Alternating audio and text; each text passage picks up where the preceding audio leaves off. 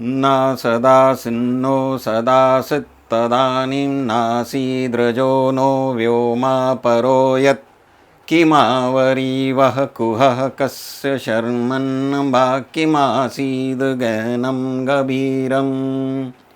सृष्टि के पहले सत नहीं था, असत भी नहीं, अंतरिक्ष भी नहीं, आकाश भी नहीं था। छुपा था क्या, कहाँ, किसने ढका था, उस पर तो अगम अतल जल भी कहाँ था। ये आपने सुना होगा, भारत एक को सीरियल आता था, उसके शुरुआत में ये ऋग्वेद का नासादिया सूक्त है जिसको गाया गया है।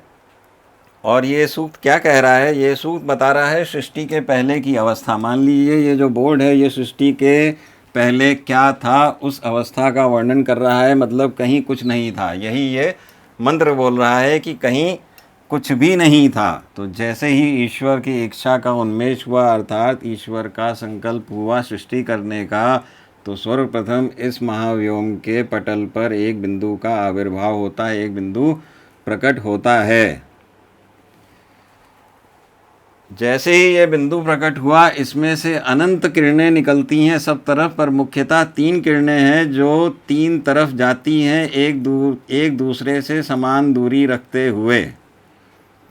तो ये जहाँ तक सृष्टि प्रपंच है, वहाँ तक जहाँ तक सृष्टि होनी है वहाँ तक ये जाती हैं किरणें, और जाकर ये रुकने के पश्चात ये वापस ये यहाँ तक रुक गई, और ये रुकने के पश्चात ये वापस एक दूसरे से मिलने के लिए जो इनके आगे के भाग हैं ये वापस दौड़ पड़ते हैं और एक दूसरे से मिलने की तरफ चल देते हैं। और जब ये मिल जाती हैं एक दूसरे से तो ये एक समबाहु त्रिकोण बनाती हैं, अर्थात इक्विलेटरल ट्रायंगल फॉर्म होता है। यही योनि है, यही योनि है और यही आधार है। यही आधार है जिसपे अब ये जो बिंदु प्रकट हुआ था ये एक लिंग के रूप में इसका उद्भव होगा।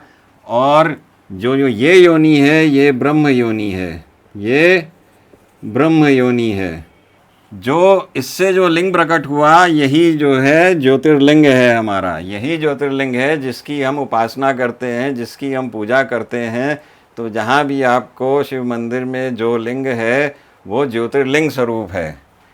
अब कई लोग प्रश्न करते हैं कि क्या ये हमारे मानवलिंग जैसा ही है? नहीं, ये कदापि नहीं है, क्योंकि जो हमारा उद्भव हुआ है, हमारा उद्भव हुआ है मातृ योनि से। तो मातृ योनि से क्योंकि हमारा उद्भव हुआ है, इसलिए हमारा अधोलिंग है। लिंग मतलब नीचे की तरफ गया, इसका पतन हुआ, इसलिए हमारा उद्भव हुआ। अब वो बात अलग है कि मनुष्य के अंदर, सारे जीवों में मनुष्य के अंदर एक ऐसी शक्ति है जिसको प्रकट करने पर जो अधोलिंग है हमारा, उसको ऊर्ध्व में स्थापित किया जा सकता है और ईश्वर का हमें संसर्ग लाभ मिल सकता है। वो शक्ति क्या है? वो शक्ति है कुंडलिनी शक्ति। कुंडलिनी शक्ति ये कहाँ विराजित है? ये विराजित है हमारे मूलाधार चक्र में। और ये मूलाधार चक्र कहाँ है? ये मूलाधार चक्र है जो हमारा स्पाइनल कॉलम है, उसके सबसे नीचे के भाग में, जहाँ गुदा और लिंग या योनि के बीच का जो क्षेत्र है वहाँ पर ये स्थापित है। वहाँ ये शक्ति विराजित है। वहाँ एक शिवलिंग है जिसपे ये शक्ति 2.5 अंगुल मारकर एक सांप की तरह, उसका फन नीचे है और वो बैठी हुई है। जब योग साधना से हम इसके ऊपर के सारे प्रतिबंधक हटा देंगे, ये प्रतिबंधक क्या है जो इसको उठने से रोकते हैं? ब्रह्म ग्रंथि, ब्रह्मा की ग्रंथि, फिर विष्णु ग्रंथि, और फिर शंकर भोले की ग्रंथि, रुद्र ग्रंथि।